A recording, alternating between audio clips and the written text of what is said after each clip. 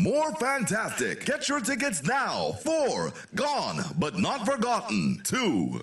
I feel like home. They gave us the memory. Woman, you could run away too. They gave us the rhythms of life. Now let's give them their flowers. Trinidad and Tobago, join us for a special tribute to our legendary musical icons who have passed on in Gone But Not Forgotten. Including Bunny, Swallow, Singing Francine, Shadow, Arrow, Maestro, Rootsman, Blacks, Sandoli, Ras Shorty Eye, plus lots more. Their music still lives on in our heart. An unforgettable night as we celebrate their legacy in Gone But Not Forgotten. Wednesday, February 4th at Napa and Thursday, February 5th at Sapa. Showtime both nights, 6:30 p.m. Your master of ceremonies, Sonny Blink. Tickets $300 and $250. Early bird tickets bought by Monday, January 26th. Cost $50 less. Available at Crosby's, Jumbo Foods Barataria, Mart's Liquor Palace, Diego Martin Main Road, all Kenny Sports, Western Union, Tuna Puna, all Extra Foods, Athletes by the Park, and IslandEatTickets.com. An extra $10 off for online purchases. For more info, call 732-3402. Gone, but not forgotten.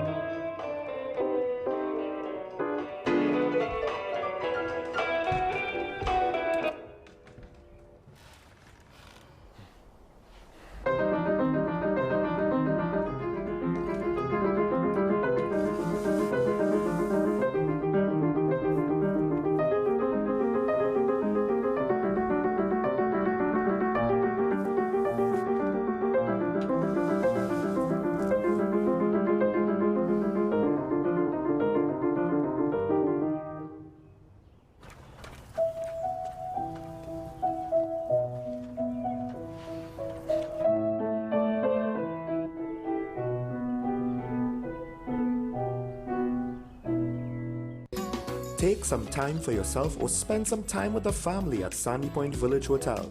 Enjoy our various studio and suite apartments, self-contained with their own kitchenettes and Wi-Fi. We also have our famous 100-foot swimming pool and our beachfront restaurant, The Steak and Lobster Grill. And our location in Crown Point puts us near the center of activity from the nylon pool to the local nightlife. Call us and make your reservations at 639-8533, 389-2378 or email us at sandypointvillagehotel@gmail.com.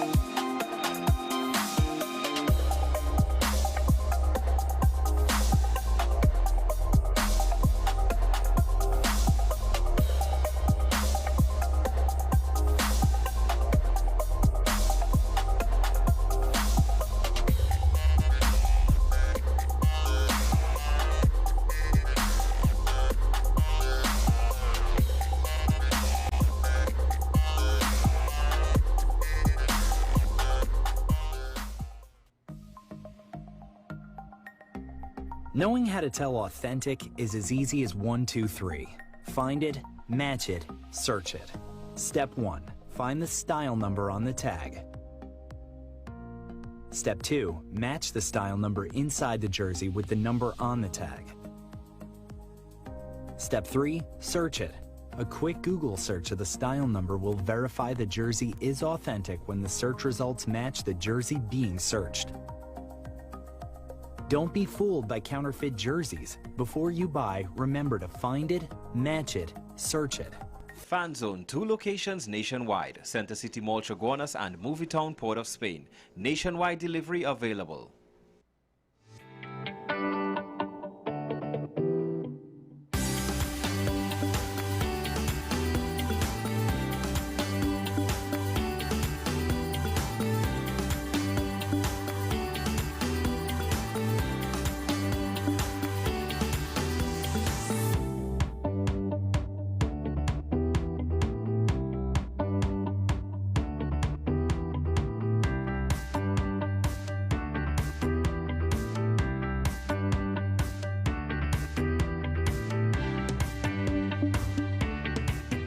are tackling the hard-hitting topics. Some controversial topics, some topics we sweep under the rug.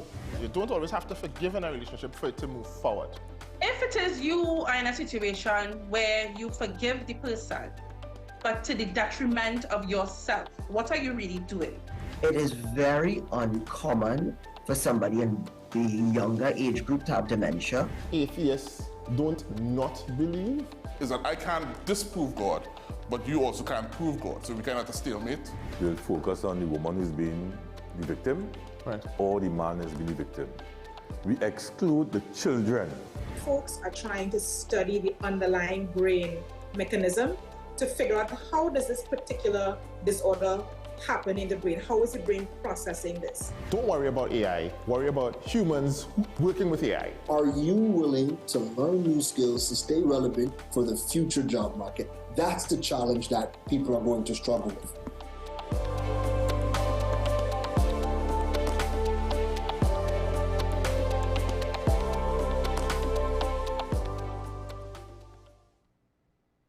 I want to get a tattoo.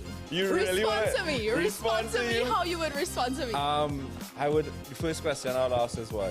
Controversial taboo topics. We get so consumed by church, we forget that we have to live the life of being a Christian outside of the Sunday. Like you say, services. we think going to a service makes us a Christian. Exactly. Yeah. Right. So we are about to hear the second time Pastor J wanted to take a tattoo.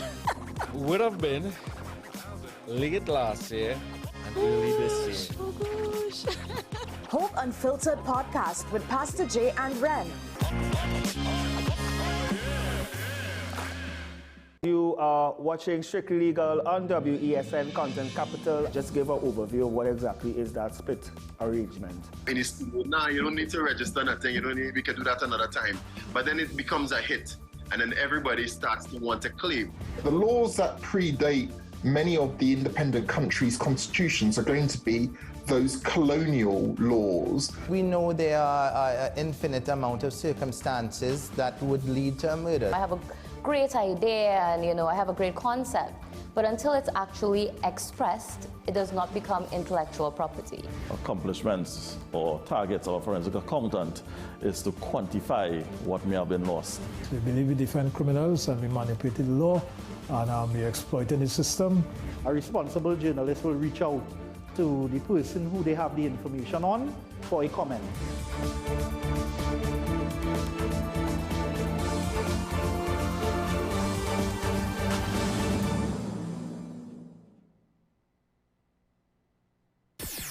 WESN.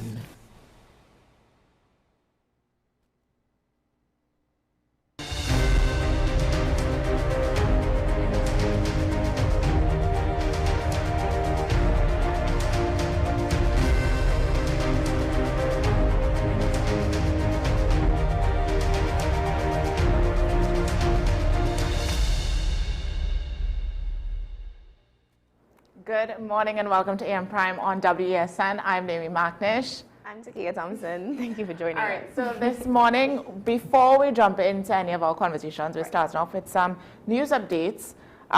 So we're starting with a big one in labor relations that could affect thousands of workers across the country. Now, government daily related workers represented by the National Union of Government and Federated Workers, that's the NUGFW, they have now been offered a 10% wage increase for the period 2014 to 2019. Now, here's where it gets interesting. The Chief Personnel Officer, Dr. Daryl Dindial, says this deal would cost the state about $2.6 billion. On top of that, it would add a recurring cost of $250 million every year going forward. So this is not small money, right? Dr. Dindial made the announcement after meeting with the union on January 26th. And he explained that because of how large this bill is, the government is proposing that the arrears be paid using a mix of cash and non-cash options. In other words, not everything will be paid straight into workers' bank accounts. He said the state has to act responsibly to protect jobs and avoid putting too much strain on the national budget, and that once this agreement is signed, it officially becomes a debt the government must settle. But the reality is the payouts will not happen immediately.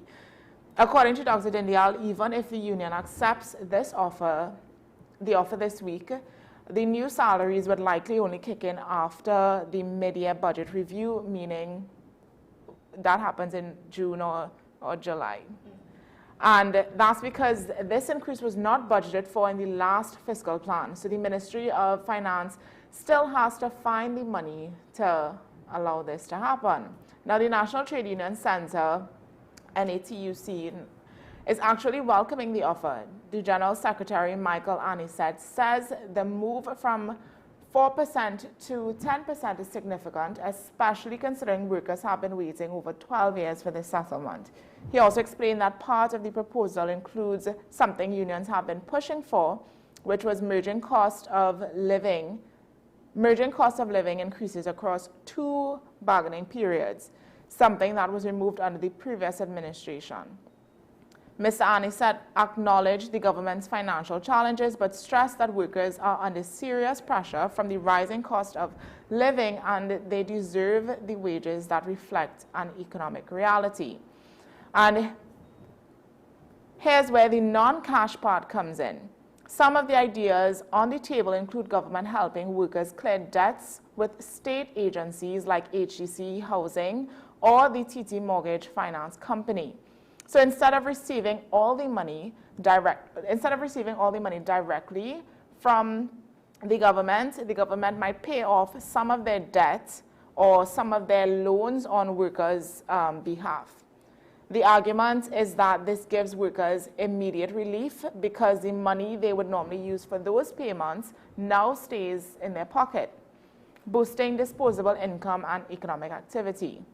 So the big question now is whether the NUGFW members accept this offer. The only thing with this, in my opinion, and I just want to say this really quickly, is they're going to do that and pay off workers' debts, but then is it paying off coming out of the money that was already allocated to them, or is it going to be additional? And that's the one thing that I found in this story that was not clear. Now, they did say that it's money, the money that are allocated to the workers would remain in their pockets, and this is money that they would use to pay off the debt. So now it sounds as though they're going to have extra money, but again, it's not too clear. So I can't say for sure. Now, they're expected to consult their membership over the next couple of days, and if approved, this could become one of the largest public sector settlements in recent years.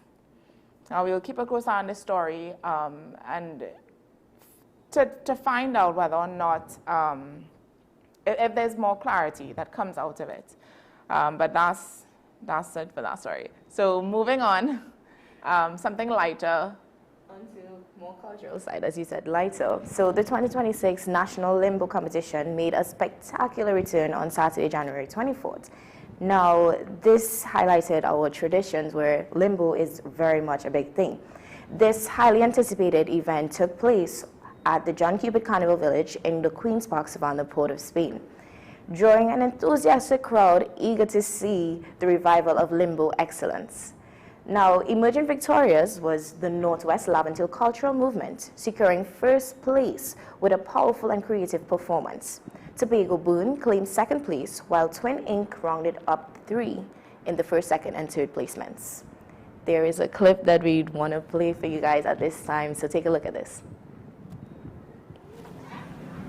เป็นอย่างปากกัน twist your spine spark ignite spark ignite spark ignite flesh and fire cross the line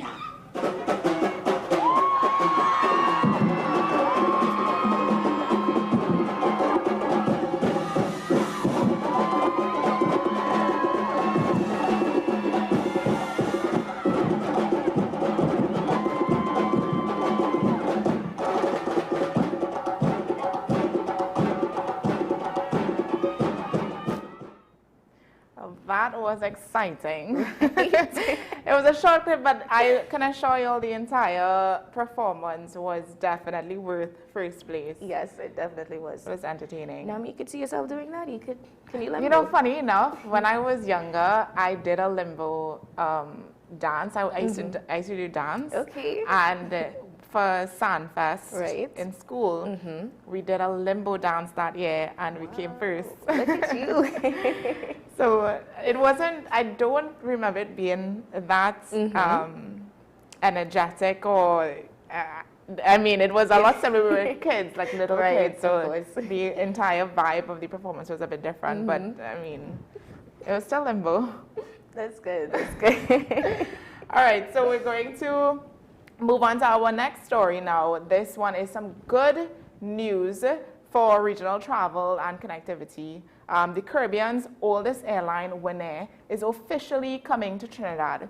Starting February 1st, wesn will begin non-stop flights between Port of Spain and St. Martin using their 48-seater ATR aircraft.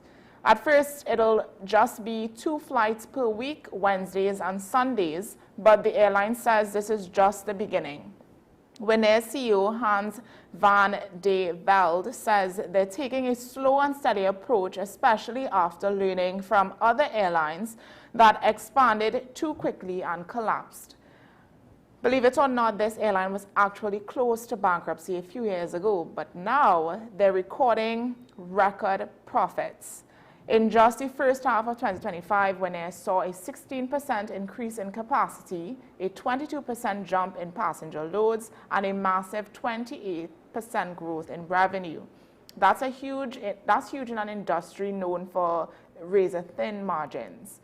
Now, their success comes from something very simple: using the right size planes. Instead of flying massive aircrafts, they operate small planes that actually match the size of Caribbean routes, perfect for islands with short runways like Saba and St. Bart's.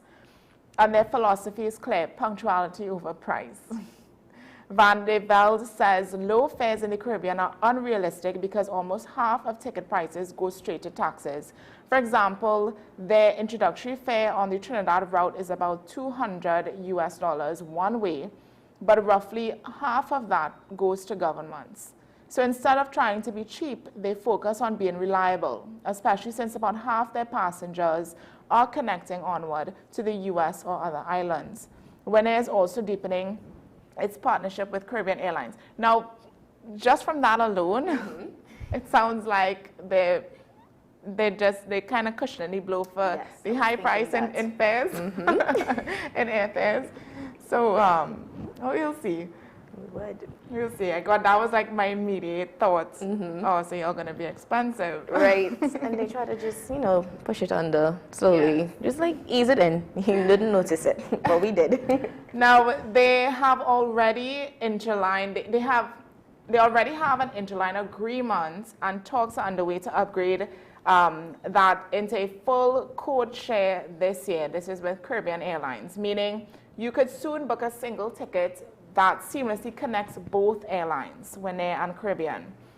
But it hasn't all been smooth sailing. Of course, during this process, wesn says one of their biggest concerns entering the Trinidad and Tobago market is foreign exchange access. They admit that while demand exists, not everyone can easily buy tickets because of forex shortages. Still, the airline says it's committed for the long haul. Even if they lose money in the first few months, their review Trinidad and Tobago is a long-term investment, not a quick profit. So they're willing to play the wait-in game. So we'll see how that goes. Like we said, we're expecting high prices with this airline, but I guess it's one step of expanding, the connectivity among the Caribbean. So, and now we are part of that because wesn was in a lot of other Caribbean countries, but for some reason we didn't have access to that airline here in Trinidad and Tobago. So now that we do, I guess you can go to St. Martin, St. Bart's, easier. Yeah, definitely. So, final story for this morning. This is one that has been gaining a lot of traction in terms of debate and conversation, and especially here in Trinidad and Tobago, we saw the Prime Minister, Ms. Kamala Persad-Bissessar, she mentioned that the government is looking at doing something similar, doing something like this. This is the this is the social media ban that most countries right now put on their younger users, right? So this is a landmark trial that has just started in California, and it could change how social media companies operate worldwide. A 19-year-old woman identified only as KGM is suing some of the biggest tech companies on the planet, including Meta, TikTok, Google, and YouTube. She claims their platform were designed in ways that made her addicted to social media, leading to serious mental health issues like depression and eating disorders. Snapchat already settled this lawsuit out of court. Now, what makes this case historic is that it challenges some tech companies that we have relied on for decades in the legal. Sorry, it challenges something that tech companies have relied on for decades, and that is a legal community, right? A lot of these tech companies, they would have tried to, let's say, protect themselves from these lawsuits, but somehow this woman found a way to go around that. I don't know how she did it, because when I first read this story, my thought was, is she serious? Like, these are things that people thought of for a very long time, but nobody actually made the effort to do something about it, or say something about it. It was always just like, well, we know social media is addictive, but can't do anything about it. Wow. So they've always argued that they're not responsible for harm because users create their own content. But this lawsuit focuses on something different. It focuses on the algorithms, notifications, and design features that keep users scrolling and coming back to the platforms. So in other words, not what you see, but how the platforms are engineered to keep you hooked. Even Meta CEO Mark Zuckerberg is expected to testify. Now, legal experts say that this could be an existential threat to social media companies if they lose. Because if a jury decides platforms are responsible for addictive design, it opens the door to thousands of similar lawsuits worldwide. The case comes as governments are already pushing back on social media platforms. And this is, as I said, Australia has already banned social media for under 16 users, and the UK is considering similar restrictions. And here's a real shift. For the first time, internal company documents may be shown in court, which means how these apps were actually built and what executives knew, what they hid from users. All of this could finally become access to the public. One legal expert summed it up perfectly. They said, quote, "The tech industry has enjoyed deferential treatment for years. That era may be coming to an end," end quote. So this trial is it's not about one thing, it's about the entire scope of what social media is and what, and it's part of a bigger conversation. So this is something that we will also be keeping a close eye on and following the story to see what comes out of it. If the woman wins this lawsuit, well, I think a lot will change. And you'll definitely start seeing more countries coming together for the banning of social media, especially with younger users. All right, guys, so that brings us to the end of our news updates this morning. We're going to take a quick break, and when we come back, we have more in store, so stay tuned.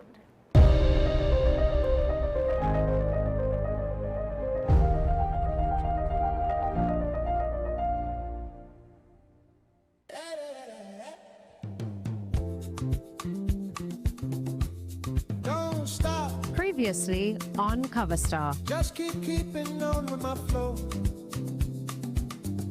We met the voices, and we met our first two panels of judges. Episode 1, Vonette Bickford and myself, Hannah Abdul.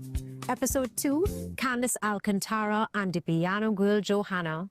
And shout out to our judges for tonight's episode, Jarrell Forbes, Luke Samerson, and Vonette is back. Over the last 2 episodes, we got into the covers, and the judges looked, listened, and scored. 2 contestants were unable to perform due to illness. They did not score, and they were out of the running. This is Cover Star, where music history meets its next voice. On WESN, the content capital. Hey, you come in. Long time I see you, Joe. This station complete. Ready. Ready for children party. Mommy! Jay, you can't go nowhere with these children. And you know you can't depend on Kevin neither Steven to see about them. Yes, total waste. So I supposed to stay home whole time? Jada is 12. She could see about that. You just leave Jada to see about Kia and Kayla. I thought it's your mother or your sister. Who? Them always busy. Jada could handle that. She cooking and cleaning a long time. And the next two better know what time it is. It's only me, you know. I will talk to my mother. She just home these days. She will make sure the children okay. Alright. Let me see the moves for later. Before you ramage, make sure the children okay. Call 996 to report all child abuse now. A message from the Children's Authority of Trinidad and Tobago. Last year, you had the time of your life. Amplia!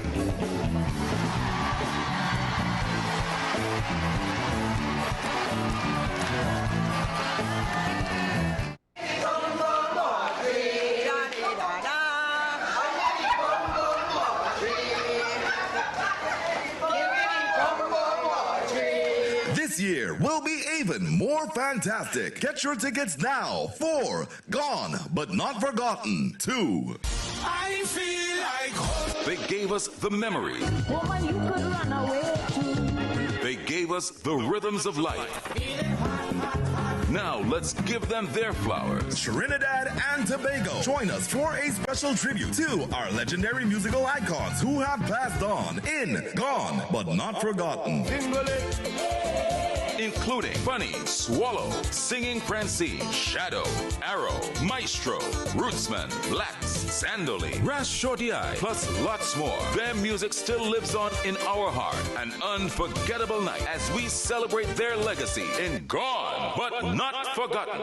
Wednesday, February 4th at Napa and Thursday, February 5th at Sapa. Showtime both nights, 6:30 p.m. Your master of ceremonies, Sonny Bling. Tickets $300 and $250. Early bird tickets bought by Monday, January 26th cost $50 less. Available at Crosby's, Jumbo Foods Barataria, Mart's Liquor Palace, Diego Martin Main Road, all Kenny Sports, Western Union, Tuna Puna, all Extra Foods, Athletes by the Park, and IslandEatTickets.com. An extra $10 off for online purchases. For more info, call 732-3402. Gone, but not forgotten.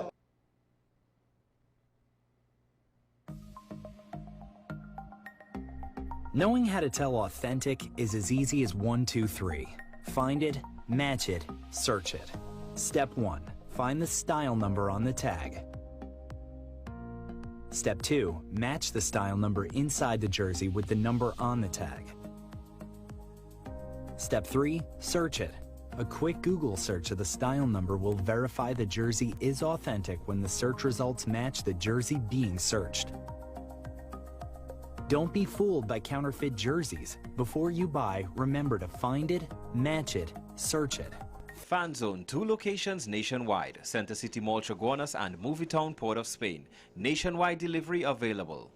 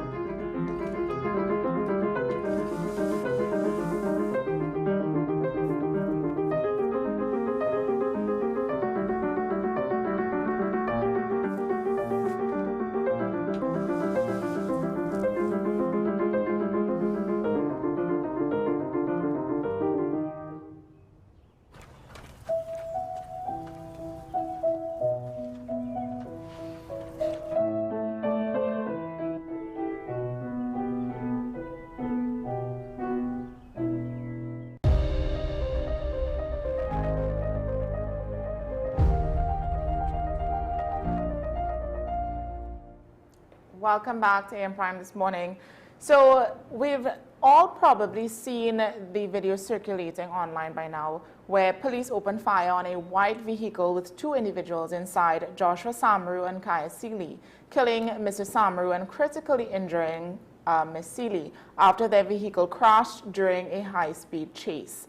Now, this morning, we're not here to determine guilt or innocence, but to understand how police use of force decisions are made and what professional standards require in high-risk pursuits and where accountability fits into that process. Now, joining us to help unpack this from an expert point of view and an operational perspective is former Police Commissioner Gary Griffith, who led the Trinidad and Tobago Police Service and has extensive experience in law enforcement, policy, and frontline operations. Good morning, Mr. Griffith, and welcome. Hi, good morning to you and to your viewers. Thank you so much for taking your time this morning to come. I know you were going through some hectic flight situations last night. It's ridiculous. There are thousands of persons sleeping in Miami International Airport last night. Almost every flight was delayed or cancelled, inclusive of mine. I'm still in Miami. Wow. Gosh, I'm so sorry to hear that. But regardless of your hair, so I appreciate it. Thank you. I first want to ask, when you first saw that video, that CCTV footage of the incident, what was the one thing that stood out to you from a professional standpoint? Well, it really has to do with understanding the minimum use of force policy. Yeah. If it is that it is not implemented, this will happen. And this is not in any way to discredit the Trinidad and Tobago Police Service. If you look at other countries in the world, police services, this happens. It is unfortunate. It is something that you do not want, but there will always be circumstances. A vehicle may backfire, somebody may shout gun, the police may have been trigger happy, the police may have been justified because someone was shooting at them. There would always be instances where police will be involved in some degree of armed conflict with other persons. That is why police officers are trained. That's why they have firearms. If the criminals do not have firearms, the police will not need them. That is what you see in the United Kingdom. In this situation, almost every major criminal now has a firearm, so the police have to be trained. This is where the minimum use of force policy comes in. I am very disappointed by the comments made by the Commissioner of Police. He needs to understand his primary duty is towards the protection of the citizens of Trinidad and Tobago and not the protection of police officers. Having said that, no one could be in greater defense for the police service than myself as commissioner and after commissioner. So, because I am here to defend police officers if the defense is necessary.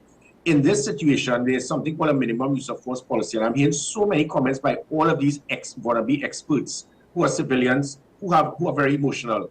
And they are trying to justify it, inclusive of the commissioner himself, when he stated, all that we are seeing is the final footage of the video and not what happened before. Yeah. That is irrelevant. So to clarify to Trinidad and Tobago, international best practice, minimum use of force, these individuals could have used a bazooka, they could have used hand grenades, they could have used a tank and attacked the police officers. If minutes after, when the police have finally cornered them, there's now frontal confrontation, and the individuals have surrendered and there is no threat to the police, there is nothing to justify the police firing based on what happened previously. So the comments made by the commissioner shows his lack of knowledge and understanding minimum use of force policy, his lack of understanding in understanding the importance of public trust and confidence, and above all, his lack of understanding in international best practice. If people do not believe me, type it. Go on, NYPD, Chicago, Detroit, whatever, Boston, LA.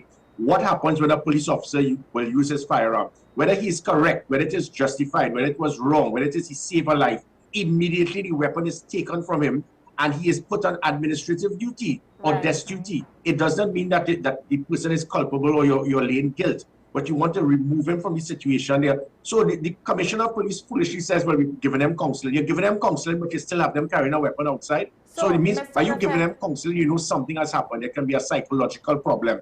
So to still justify that you're not going to relieve them of duty shows his ignorance in understanding law enforcement. Because remember, he was special branch, and everything he speaks about is intelligence-driven policing. Yeah. If it is if police football team win a football game against Gibraltar, he would say it was intelligence-driven. Every single comment, every single release is intelligence-driven. And then every comment he makes is about locking up, about arresting, about jail, not nice, down to even if a woman whines on a police officer, he'll threaten the females, but not telling the police officer he's smart enough to move away. So his comment is because of his lack of understanding law enforcement in minimum use of force and public trust and confidence. So in a nutshell, in a situation like that, when police officers fire at someone, regardless of what, the weapons must be immediately taken and the police officers are put on desk duty. By this commissioner not doing that, it shows his total ignorance in understanding international best practice, and his also lack of understanding in the importance of public trust and confidence. I had the same situation as Commissioner of Police. 17 police officers are immediately suspended. Whether it is that they were right or wrong, that is what the public needs to hear. They need to know, listen, something is pulled back. But this has been ignored over the last few years. Someone very close to me, a very close relative, a police officer in Maracas police station, pointed an assault weapon at his head, and they were witnesses. And for 2 years, this man is still on duty, still patrolling in Maracas, and everybody knows who he is. When this happens, this is why public trust was 59% a few years ago when I was commissioner, and now it is less than 8%. The actions here by the Commissioner of Police, it is wrong, it is irresponsible, and it does nothing to instill public trust and confidence in the police. Right. Now, based on that, right, is it, so it's fair now to say that what happened in that video, it does not appear to align with the standard police use of force training? Well, again, we don't know. I don't want to state based on what happened, because you're going to hear eventually that I know how these things work. They're going to state that the female had a firearm and she was firing at the police. Granted, if you look at the vehicle, the back window was, it couldn't be through the front because she would have shot her husband or boyfriend. It couldn't be through the back window because it was up. That back window was cracked when the police officers fired. So there's no way that they could say that the lady was firing at the police. But that is what is going to come eventually. And if that is the case, bad policing again, immediately she should have been tested. Her hand should have been tested to verify if there's cordite on her hands. If there's cordite, you will verify whether she fired a weapon or not. So this old-time excuse of policing in the 70s have now ended worldwide because of the testing of the hand. This would not have been done. I know police officers who have already told me that the police complaint authority, they have refused entry for the police complaint authority to even meet with the young lady after almost 96 hours. All of these things will take away public trust and confidence. Why are you refusing for the police complaint authority to meet with the young lady? When I was commissioner, immediately there was they had access to meet with victims or suspects. Additionally, again, going to this situation, watching the police officers, the individual, his hand is in the air. So in the first instance, what you will see is minimum use of force can only take place if police officers' life is it will be at danger, or if it is they perceive that their life is in danger. And this is where the problem comes in. I said it myself because we had gang members shooting at police officers, and I told police officers, if persons shoot at you, if your life is at risk, and people aim a weapon at you, your job is to neutralize that person. Remember I said one shot, one kill. That is something totally different to if somebody has surrendered, they are no threat to you. You cannot fire based on the fact that they were running away from you or they fired at you before. So again, by the commissioner stating that is irrelevant. That what they would have done so the commissioner saying, well, you only saw part of the footage. That doesn't matter.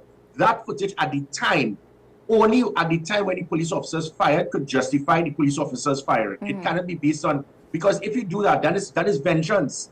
And you cannot use vengeance as a justification to fire your weapons. And again, as I said, the removal of these individuals, administrative duty, is not an admission of guilt, but it is to put some degree of confidence to the public to know that if these individuals may be wrong, at least we know that they would not do it again. And let me finally add on this. This is going to cause problems to the lives of police officers, because if you have criminal elements believing that police officers are just going to kill me, I am going to say, well, look, you see me, I'm just going down fighting. You have to be very careful when this type of arrogance takes place, which is why, as I said, I suspended 17 police officers immediately. There was a similar shooting in Mova. And that is why, just as important, my final point on this, the body cameras. I established 1,200 body cameras. It took me 3 years to get the funding. I finally got it. Decades before, no commissioner before me understood the importance. 1,200 body cameras can be used to ensure every police officer in a roadblock, in an operation, in a patrol can have it. You don't need 7,000 police officers to have body cameras. The reason why it must be signed for rather than an issue is that when they come, they sign for it, they use it, it is returned, and it is checked to verify whether you utilized it. This was a standard operational procedure. This was a standing order. This commissioner is refusing to enforce that standing order. And these officers should all be suspended by not adhering to the standing order. Additionally, I provided tasers, I provided pepper spray, I provided online reporting, I provided live cameras on the vehicles so that it will be fed to an operational command center. All of these things was a standard operational procedure to ensure accountability that have all been removed by a commissioner who has stated that there's nothing wrong with police officers riddling a car like a strainer whilst the person has surrendered and they can be back on active duty. Now, there's a few things I want to touch on that you've said just now, but before I get into that, just to break down what happened a bit, just to simplify it for better understanding. Now, what are officers actually trained to prioritize in those moments, in those high-speed or high-risk pursuits? Because these are things that could escalate very quickly. What is the right way to go about a situation like that? And that is why we established a simulation theater at the Police Training Academy. And that simulation theater actually provided officers with that situation, because it is not easy being a police officer. People look at it, and even this situation with the police officers, if it is that your life is at risk, you believe your life is at risk, somebody actually try to kill you initially, you can be emotional, you want to retaliate, you can have vengeance, you can be paranoid, and all of these different emotional aspects come into a police officer, and you cannot afford to second guess. You're worried that if I decide to draw this firearm and shoot this person who's trying to shoot at me, would I be culpable? Would I be arrested? And by you holding that 1 second could cost you your life or that of persons you're trying to protect. It is very difficult being a police officer.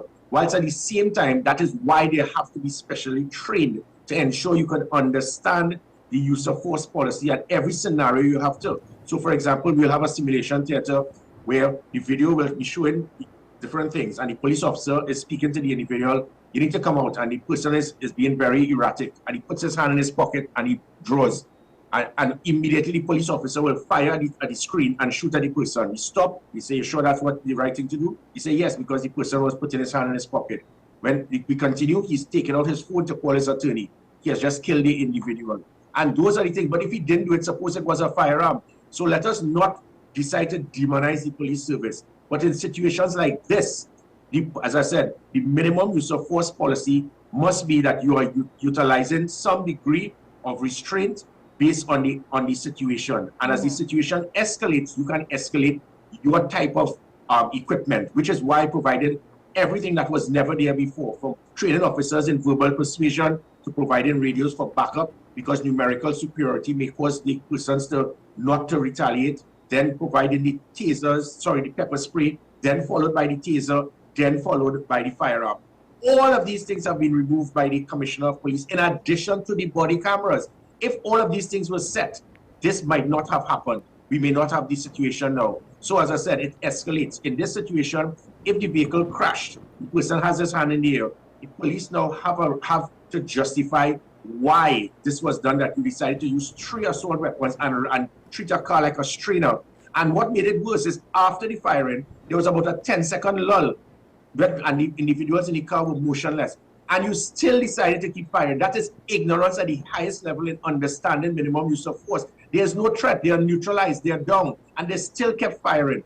And this commissioner has the audacity to say that there's nothing wrong, let them continue. And let me add, so you never know how these things happen. To say that you don't know if the lady had a firearm, if she fired the weapon, even though, as I said, it looks highly unlikely because the window was up in the back. It was only cracked when the officer fired first. She's not going to fire at the where her husband was driving. But we'll say all of this is true and say the police officers had a right to have fired.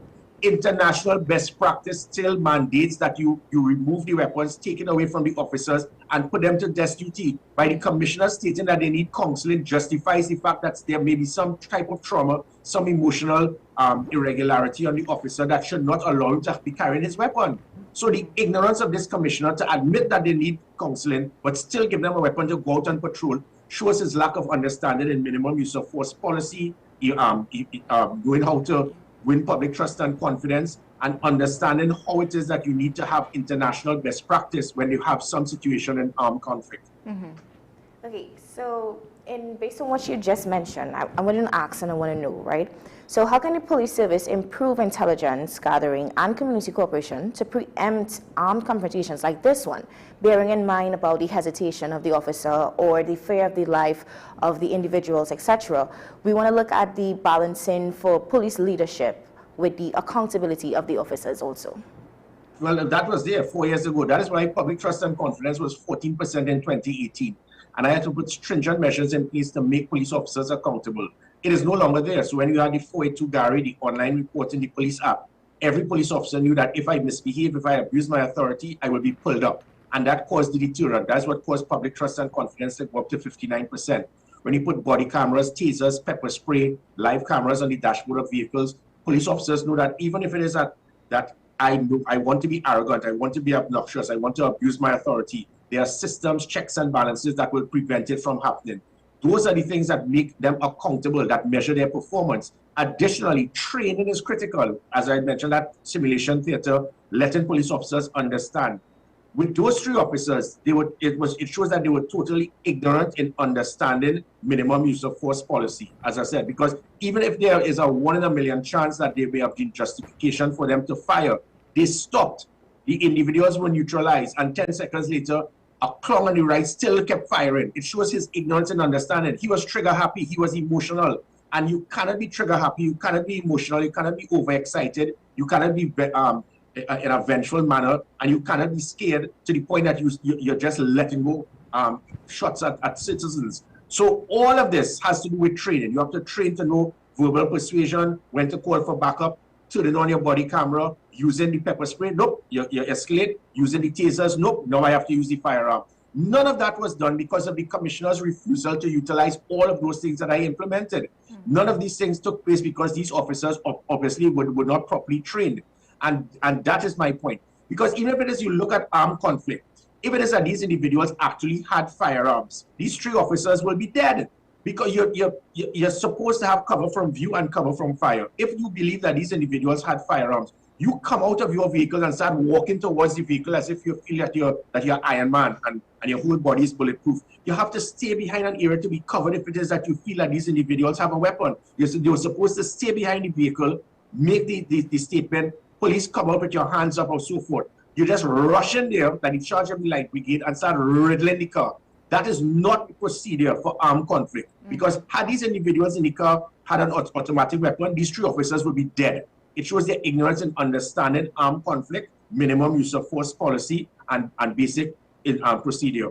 And again, the final point is international best practice. Even if it is that they were correct and justified, immediately they must be put on desk duty to be able to let the public be aware that if these guys were wrong, they don't have the access to do it again.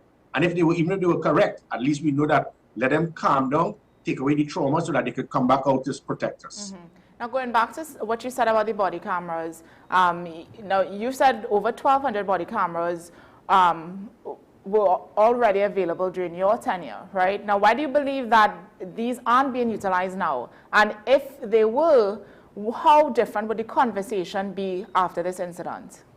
Well, again, if they're not being utilized now because they're not being shown. If the commissioner actually believes that the police officers were correct in their duty, the body cameras would have shown the individuals pointing a weapon at them, firing at them, and it would have justified it, all done. He has not done so. And there have been incident after incident with police shootings, and the body cameras have not been able to be utilized as evidence to be provided to the court, to the DPP, to the police complaint authority. So it is not being used. And the excuse being used is by the minister and the commissioner is that, well, we need 7,000 for every officer. That is stupidity at the highest level. It is because you don't have 7,000 police officers on operational duty at any one time. It took me 3 years to do what police officers, commissioners for decades could not do. I was able to acquire the funding. I had to brainwash the politicians to understand the importance of the body cameras. I realized 1,200, there were no more than 1,000 police officers on full operational duty at any one time. Yes, no more than 1,000. So with the 100 stations, we gave out just about 10 or a handful, 10 or so to every station. We gave out to the IATF, to the GB, to whoever. So they had enough. So which means that anytime you go out on a patrol, you sign for it, you take it, you take it on, you walk, you do your patrol, you do your roadblock, you do your operation, you do your warrant, you return it, and then we check now, we were checking to verify. This happened in my last few months whilst I was Commissioner of Police. And it worked. It put an end to all of the different issues and questions. And in the absence of that, it is going to cause the public to speculate. And that is where that camera footage from what is seen is all that can be used as evidence. And in the court of public opinion, it is believed that it is extrajudicial killing, and it may not be. But had the cameras been there, it could have protected and defended the officers if wrongfully accused. And that is what is not being done. So the cameras can be more than enough for officers, but it is not being used because the Commissioner of Police is refusing to adhere to a standard operational procedure, to a standing order that I implemented, which if officers do not use it, they must be suspended immediately and or disciplined.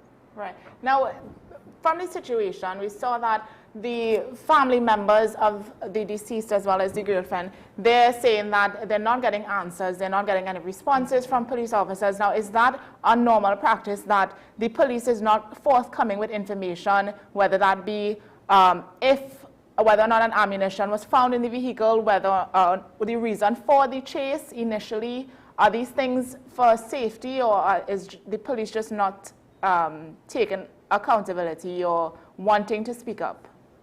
Yeah, well, again, there's an investigation. The police cannot and should not be able to reveal findings to the family. But having said that, for the police to refuse, for the police complaint authority to meet the individual, because I have police officers there, they brought it to my attention. They say, "Sir, this is totally unacceptable."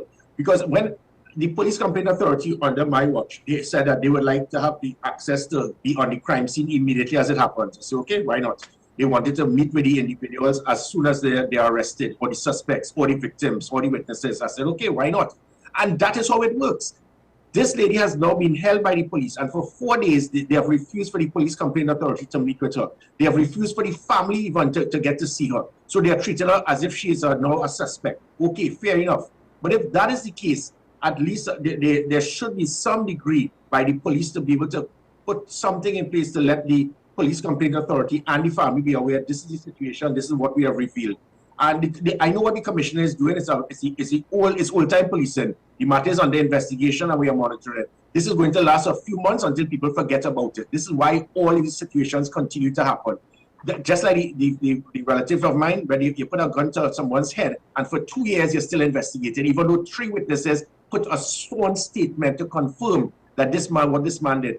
This is not a banana republic, but the commissioner is treating us as a banana republic with a banana republic police service. There must be accountability, and if it is not done, people are going to continue to lose public trust and confidence in the police service. And what if that does happen? If the public loses trust in the police service, what can that lead to? Where can we end up as a society? It's a domino effect. The reason for my measured success of my 70% support and 59% of the police is because public trust and confidence started to build.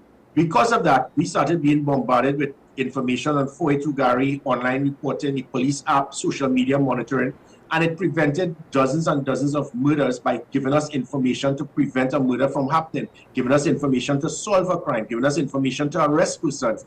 If the public believes that the police are rogue and they are not really inclined to submit information because of fear of retaliation or police officers being involved in the criminal elements, then they're not going to give us information. The greatest type of int is the human intelligence, that of the citizens, because there's no such thing as a perfect crime.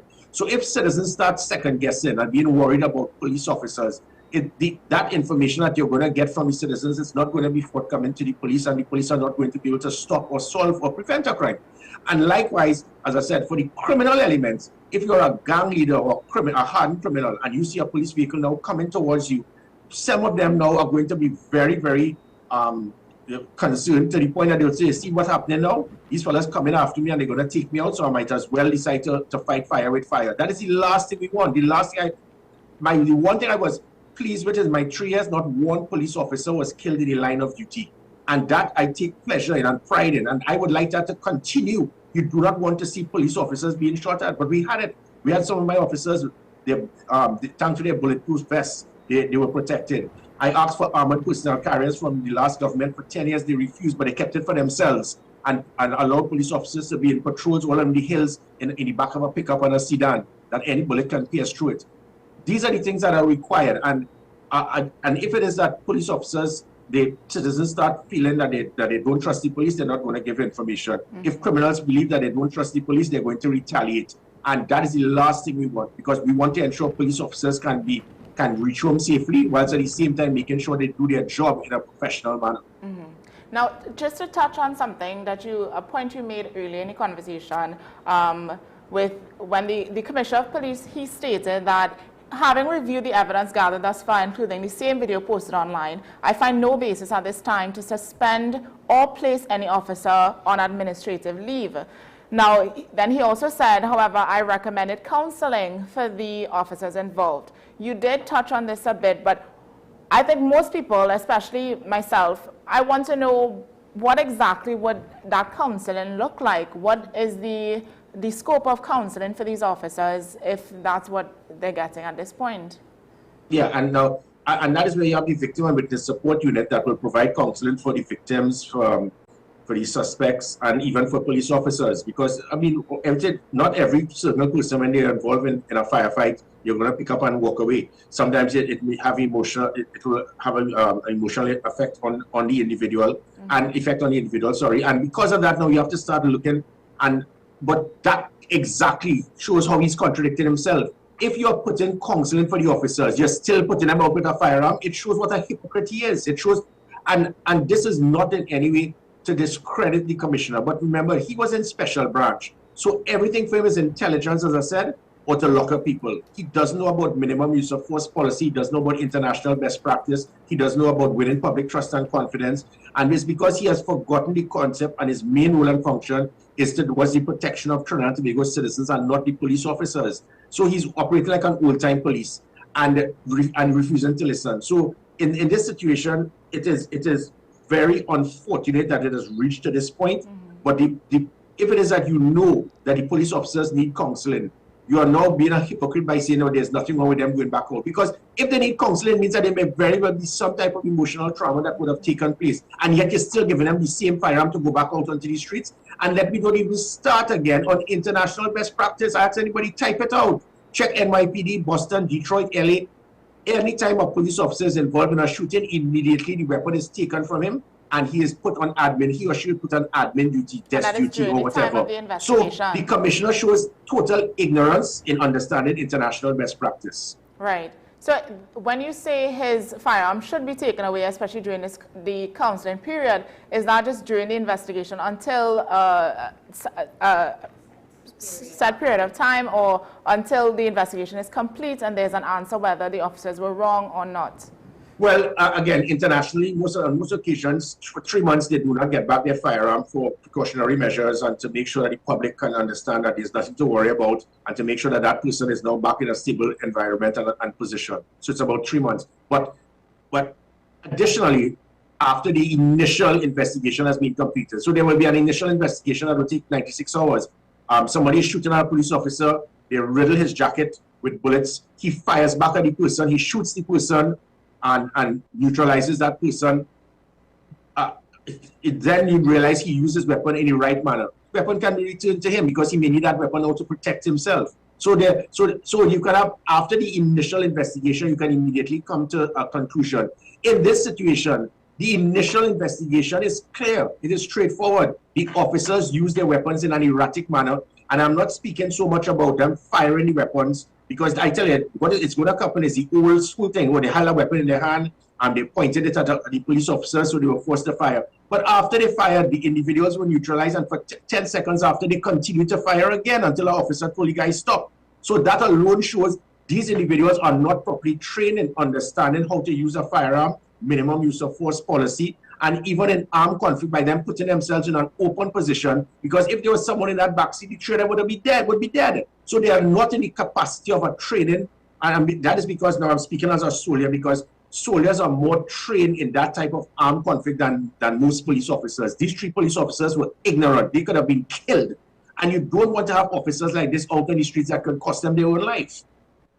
Now, before we close, I do want to find out, in Commissioner Guevara's statement, he said, while I had considered releasing additional video recordings and audio in the public interest, legal advice cautioned against doing so as it may prejudice the integrity of the investigation. Now, you did mention previously that certain things cannot be said during the investigation for that same reason. Now, is it still possible that after the investigation, once a conclusion has been brought up, that these if there is video recordings or audio, that these things should be released to the public for public interest?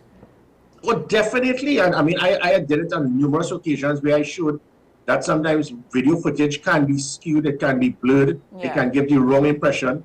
And with that, because we're seeing that video, suppose there was somebody in the back seat, suppose she fired away, things can happen. So if there's additional video footage, it is the right of the commissioner, because right now, the public, everywhere you go, I am being attacked with full force for defending police officers.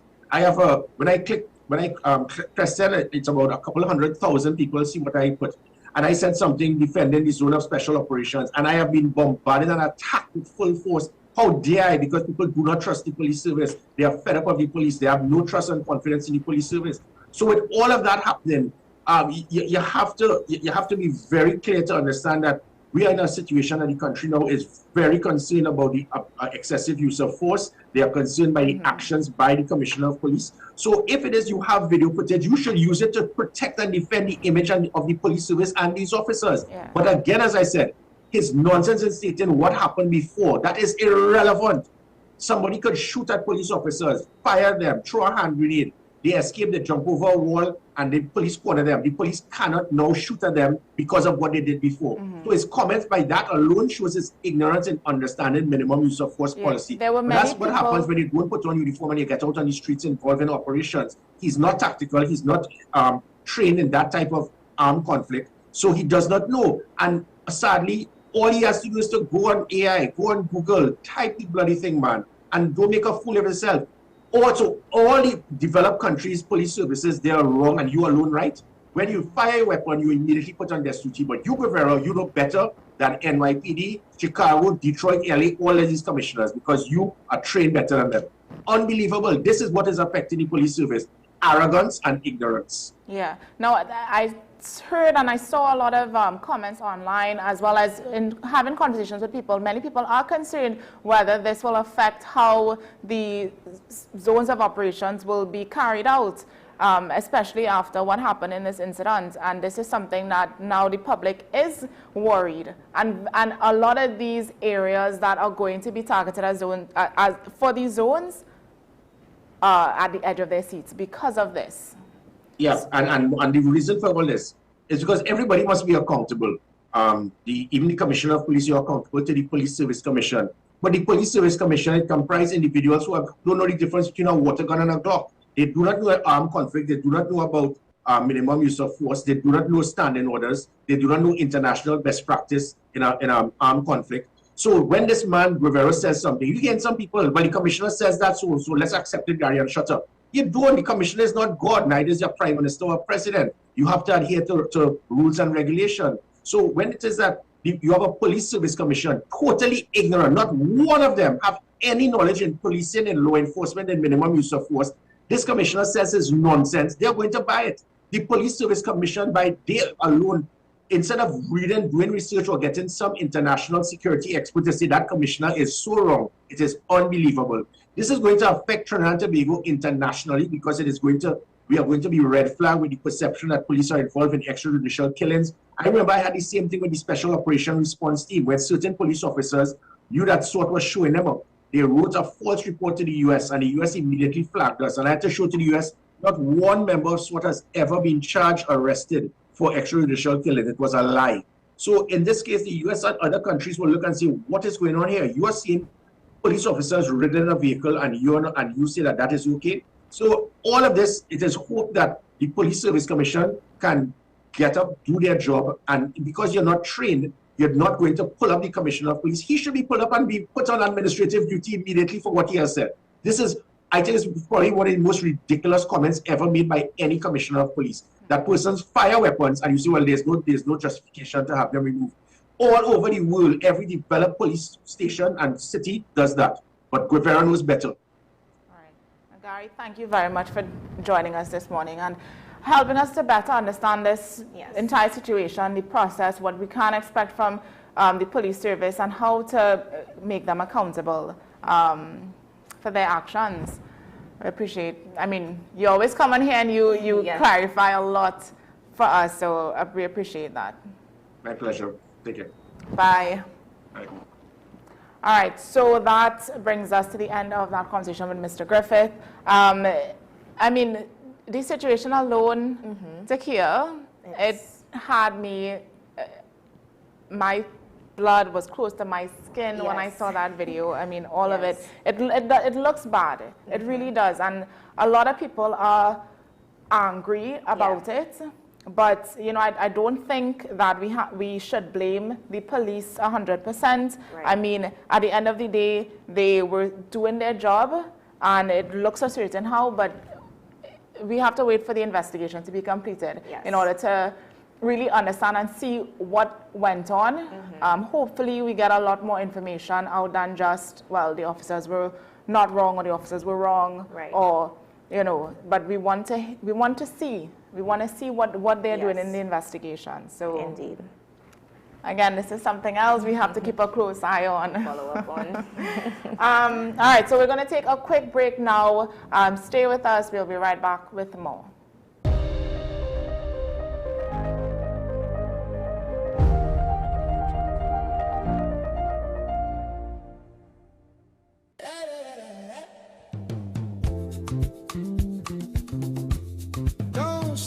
Previously on Cover Star. Just keeping on with my flow. We met the voices, and we met our first 2 panels of judges. Episode 1, Vonette Bickford and myself, Hannah Abdul. Episode 2, Candice Alcantara and the piano girl Johanna. And shout out to our judges for tonight's episode, Jarrell Forbes, Luke Samerson, and Vonette is back. Over the last 2 episodes, we got into the covers, and the judges looked, listened, and scored.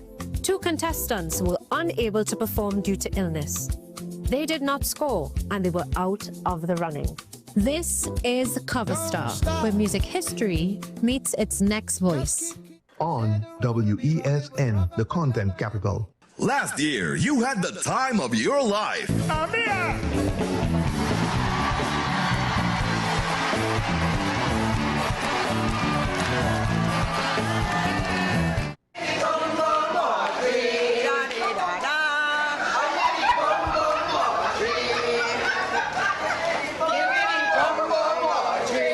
This year will be even more fantastic. Get your tickets now for Gone But Not Forgotten 2. I feel like home. They gave us the memory. Woman, you could run away too. They gave us the rhythms of life. Now let's give them their flowers. Trinidad and Tobago, join us for a special tribute to our legendary musical icons who have passed on in Gone But Not Forgotten. Including Funny, Swallow, Singing Francine, Shadow, Arrow, Maestro, Rootsman, Lax, Sandoli, Ras Shorty Eye, plus lots more. Their music still lives on in our heart. An unforgettable night as we celebrate their legacy in Gone But Not Forgotten. Wednesday, February 4th at Napa and Thursday, February 5th at Sapa. Showtime both nights, 6:30 p.m. Your master of ceremonies, Sonny Bling. Tickets $300 and $250. Early bird tickets bought by Monday, January 26th. Cost $50 less. Available at Crosby's, Jumbo Foods Barataria, Mart's Liquor Palace, Digomate Main Road, All Kenny Sports, Western Union, Tunapuna, All Extra Foods, Athletes by the Park, and IslandEtickets.com. An extra $10 off for online purchases. For more info, call 732-3402. Gone, but not forgotten. You come in. Long time I see you, Jill. This station complete. Ready for children party. Mommy! Jay, you can't go nowhere with these children. And you know you can't depend on Kevin neither Stephen to see about them. Yes, total waste. So I supposed to stay home the whole time? Jada is 12. She could see about them. You just leave Jada to see about Kira and Kayla? I thought it was your mother or your sister. Who? Them always busy. Jada could handle that. She cooking and cleaning a long time. And the next two, better know what time it is. It's only me, you know. I will talk to my mother. She just home these days. She will make sure the children okay. Alright. Let me see the moves for later. Before you ramage, make sure the children okay. Call 996 to report all child abuse now. A message from the Children's Authority of Trinidad and Tobago.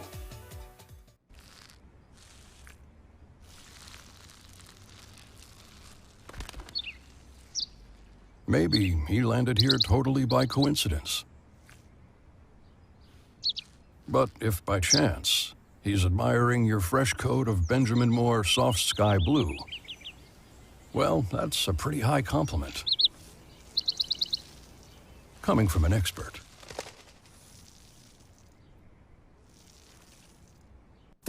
Our award-winning show is back, and this season promises to be even more exciting than before. What's Up, Doc isn't just a title, it's a call to action for anyone who wants to improve their health and well-being. Join us on this thrilling ride towards better health on WESN Content Capital.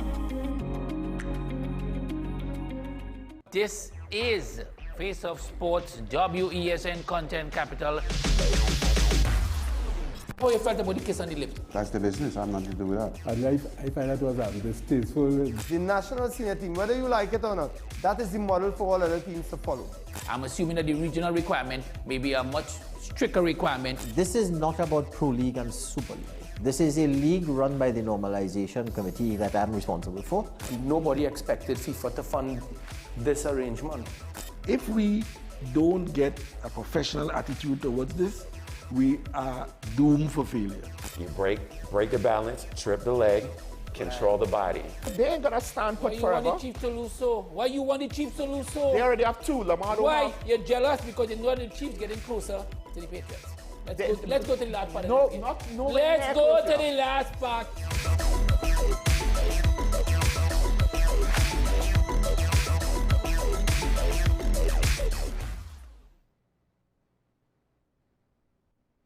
This is 10 questions. I'm Andy Johnson. The distance from where we should be in the world in going forward on our commitments with climate change.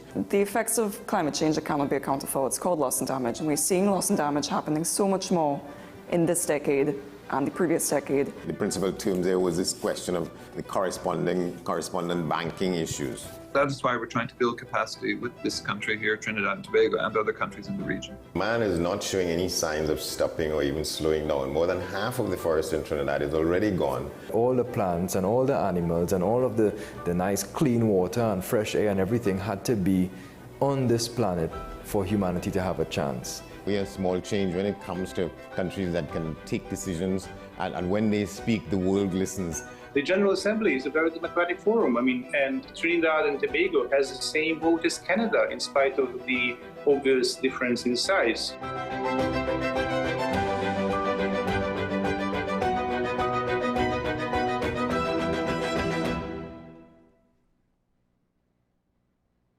Pastor J, I want to get a tattoo. You really respond want to me. Respond to me how you would respond to me. The first question I'll ask is why? Controversial taboo topics. We get so consumed by church, we forget that we have to live the life of being a Christian outside of the Sunday. Like you say, services. we think going to a service makes us a Christian. Exactly. Yeah. Right. So here we are about to hear the second time Pastor J wanted to take a tattoo. Would have been late last year and early this year. Oh gosh. Hope Unfiltered podcast with Pastor J and Ren.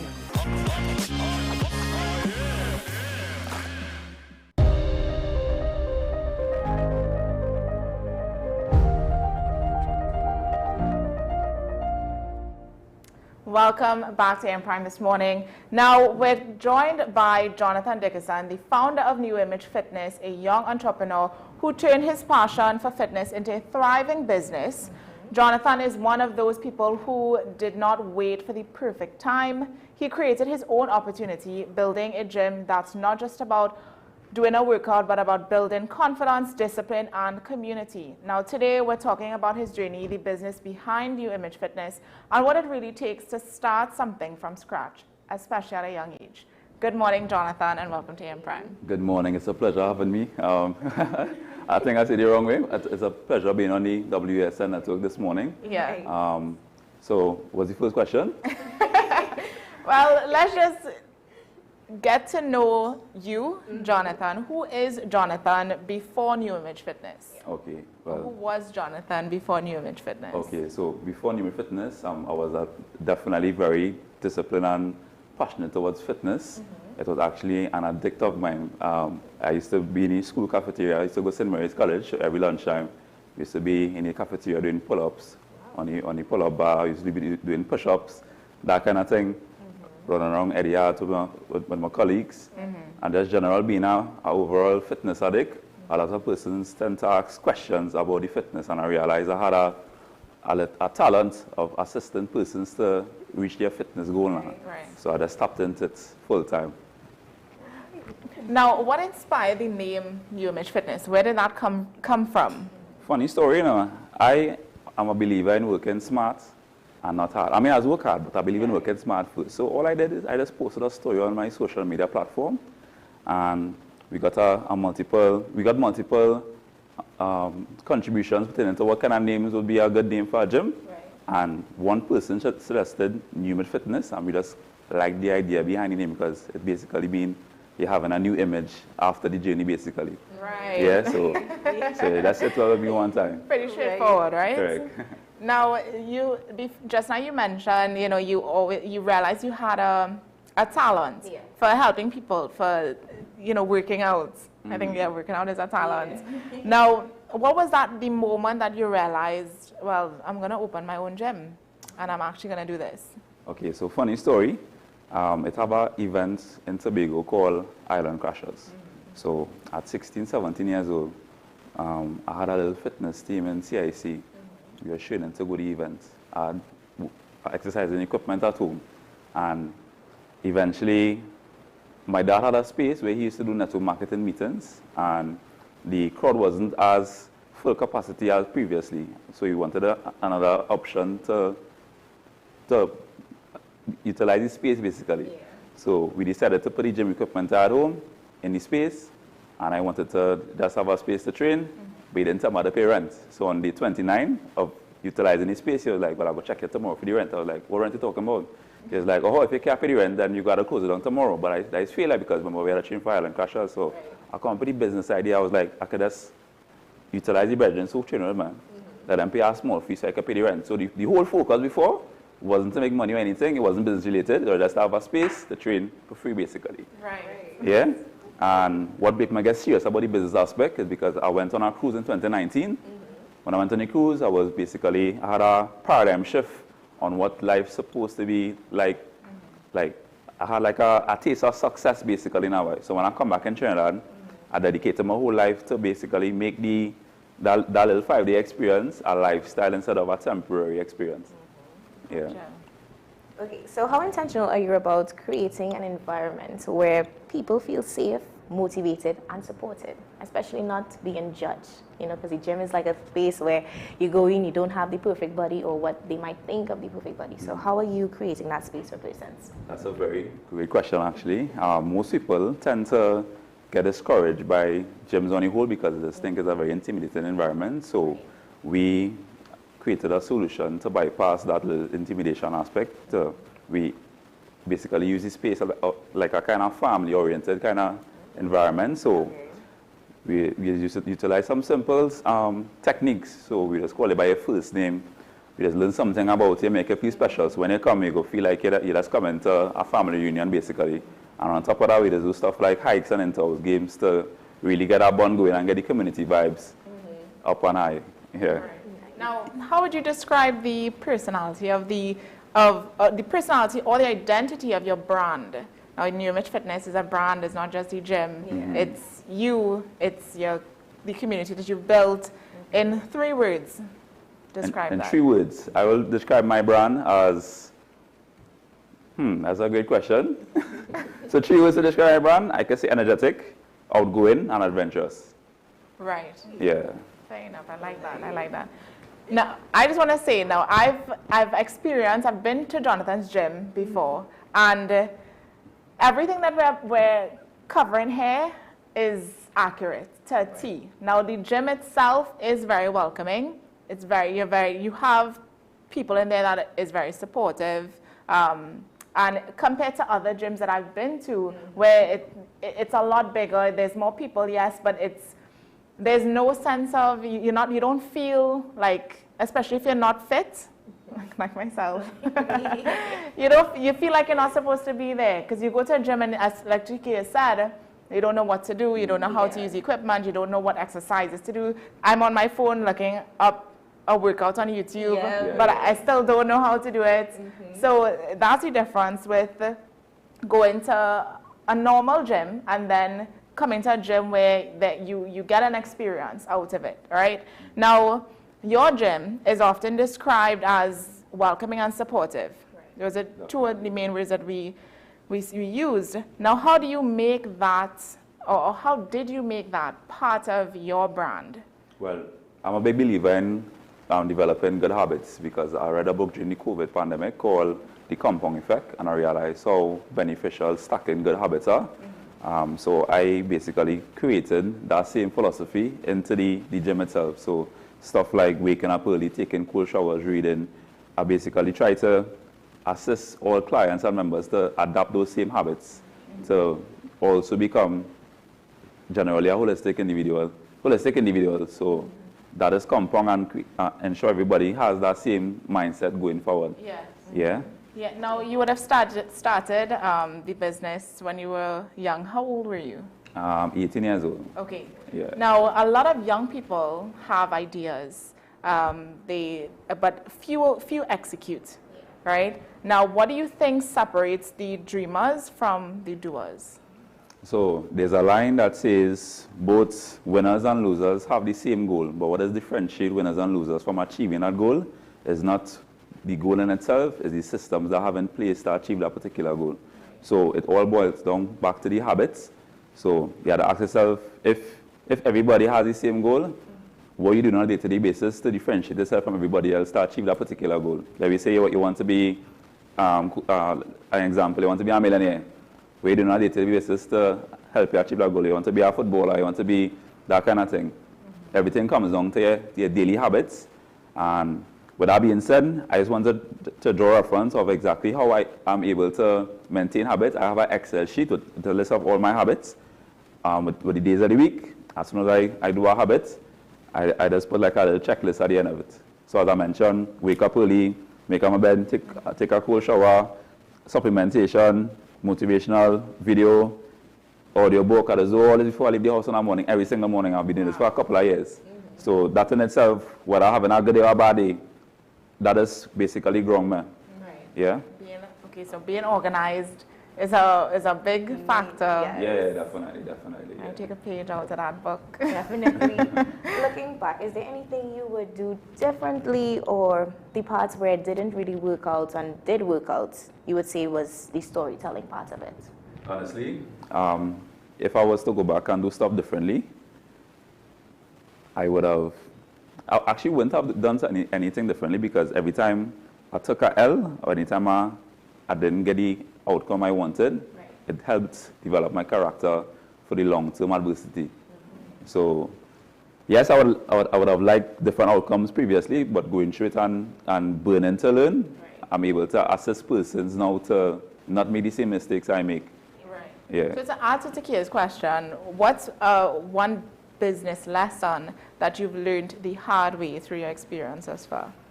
One business lesson I've learned the hard way, honestly, is probably not diversifying your income in terms of the business. So even though you could have one business, but your one business don't have to only have one stream of income. So for example, I used to only focus on regular membership. I used to just have a gym and there's members coming in and out.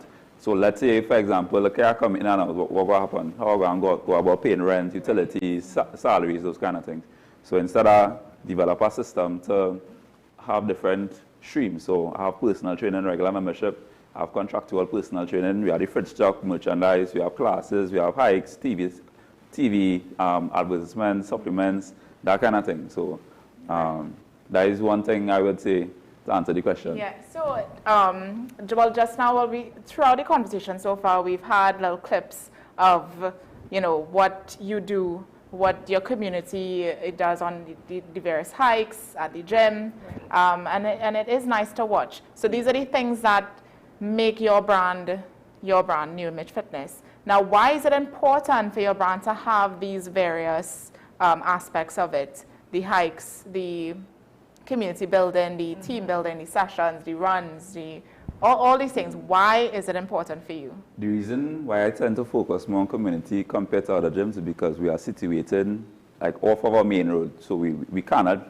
organically get traffic. So we had to attract persons to come. So we had to have a competitive advantage, and we realize the downfall of most commercial gyms, most big commercial gyms, is that it doesn't really focus on the experience of their members. So we tend to take the experience way more important than just coming and having a room full of gym equipment.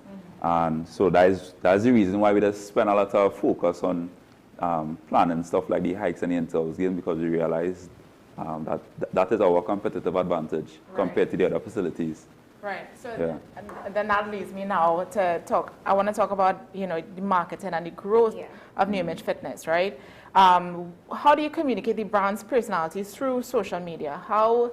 And this is something that we've touched on a few times on this program, that using social media to market yourself, whether you are your brand, whether you have a product, a service, anything like that. How has social media impacted you to grow? Let's just say without social media, I may not have a gym, because as I mentioned, where we're situated, there's no people don't randomly walk down to see that location. So we actually have a very quote-unquote aggressive social media strategy.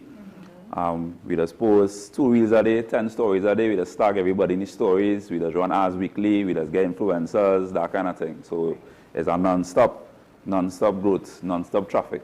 Without social media, as I mentioned, it will be way more difficult to get persons to attend. Yeah. Definitely. So how do you stay grounded as the brand grows and the demand increase? Understood. Well, that is a great question. Bounce back to the habits. As I mentioned, I stay grounded by crossing off my checklist of habits, and also on a weekly basis, I just tend to do stuff outside of business and those kind of stuff. So like leisure, I would tend to go on dates with my girlfriend, go on hikes, go to church, that kind of thing, to stay grounded as much as possible. Most entrepreneurs just tend to want to always work, which is a good thing, but you also want to take that same amount of effort into having fun as well, because in a long time, you've got a lot of ideas that could 10x the revenue of your business. Yeah. Work hard, play hard. Correct, is right. And that is exactly what you do at New Image Fitness. As you can see from these clips, definitely work hard, play hard mentality. Now, to Kia's question, how do you stay grounded? I want to shift it a little bit. As your brand grows and as New Image Fitness grows, how do you maintain the personal touch? How do you maintain the connection with members? Because, as you said, you tend to keep it on a personal level, get to know each member by their name, something special about them, something personal. How do you maintain that? It's actually really easy, Is it the creatine? I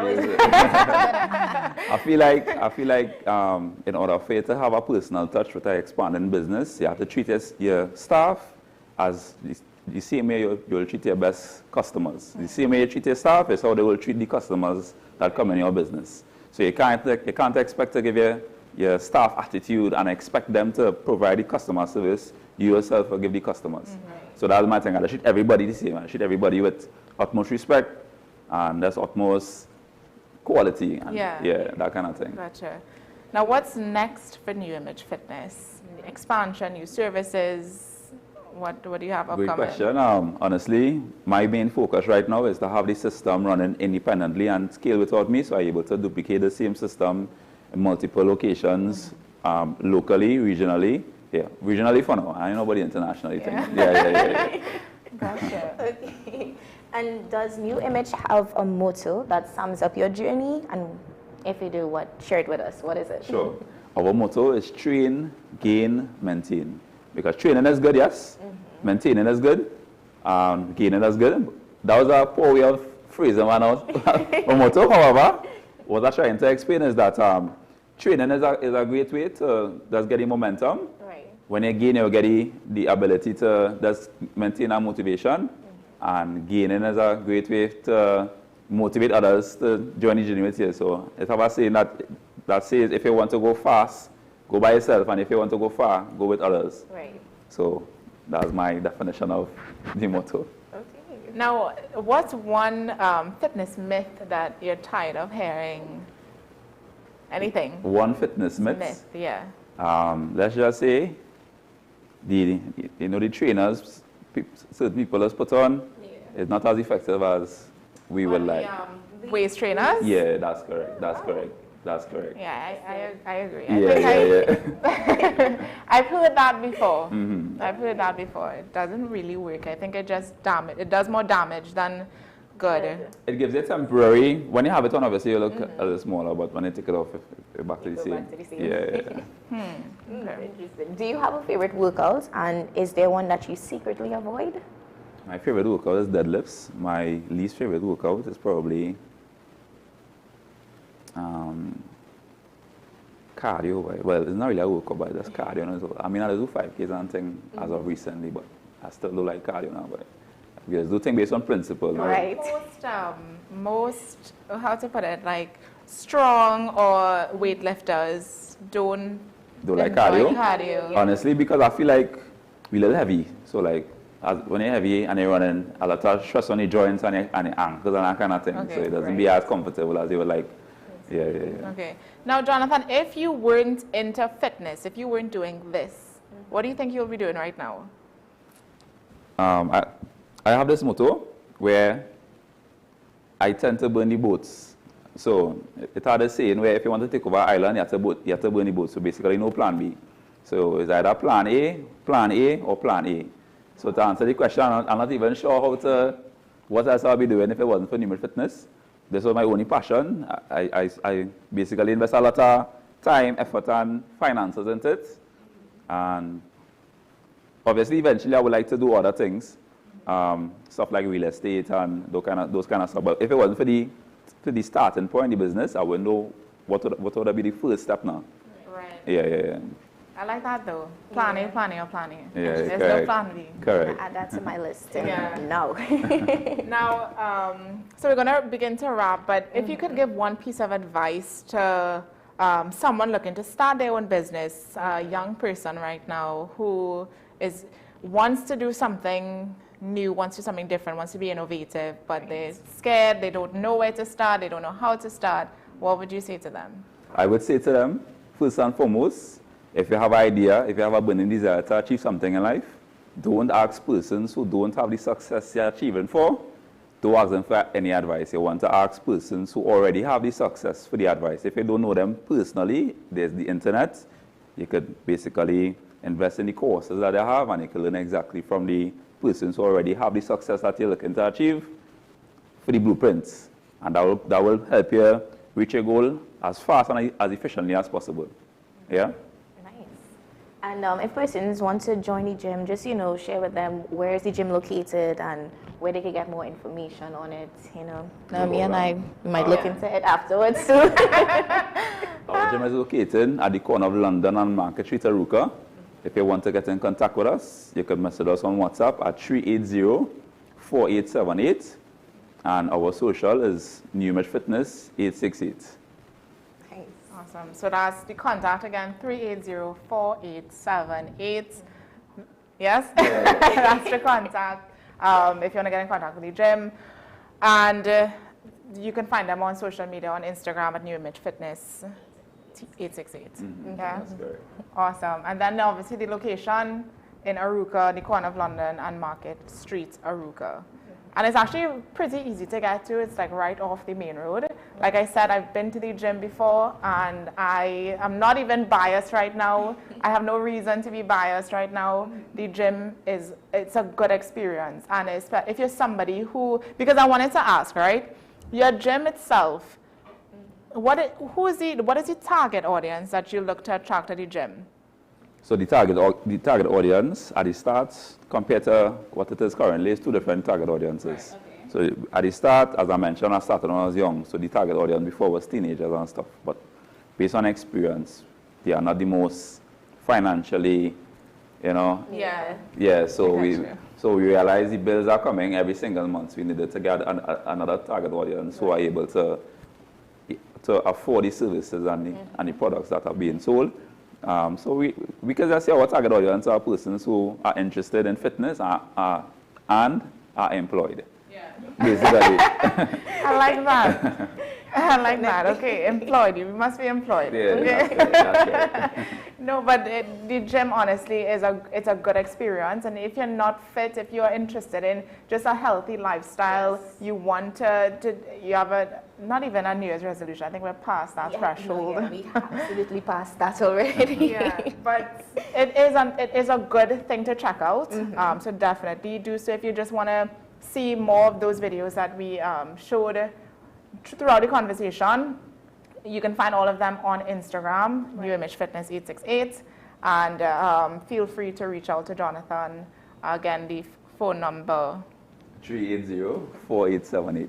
Yeah, right? And you can get more information. Remember, you must be employed. Yes, guys. So, passion for fitness, but employment is also important. All right, well, Jonathan, thank you so much for coming on this morning and sharing your journey and just giving our viewers some motivation, pure motivation this morning. We appreciate it. No problem. All right, so that brings us to the end of AM Prime this morning. And we want to end our morning with the quote of the day. So it says, progress isn't loud or flashy. It's choosing yourself again, even on the days it feels uncomfortable. Okay, read it one more time. Progress isn't loud or flashy. It's choosing yourself again, even on the days it feels uncomfortable. Awesome. So that's your quote for today, guys. Thank you so much for joining us, for tuning in this morning. And we have, as usual, Sean Michael Small on the hour of 8 o'clock with Talking Points. So please don't go far. Stay tuned for that. And Tuki and I will see you back here again tomorrow morning. Stay safe, stay inspired, stay informed. Bye-bye.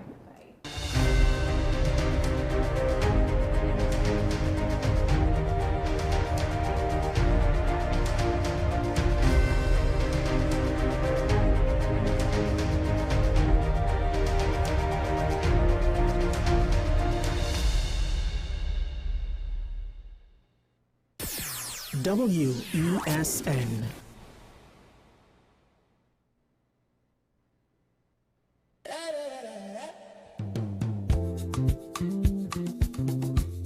Don't stop. Previously on Cover Star. Just keeping on with my flow. We met the voices and we met our first 2 panels of judges. Episode 1, Vonette Bickford and myself, Hannah Abdul. Episode 2, Candice Alcantara and the piano girl Johanna. And shout out to our judges for tonight's episode, Jarrell Forbes, Luke Samerson, and Vonette is back. Over the last 2 episodes, we got into the covers and the judges looked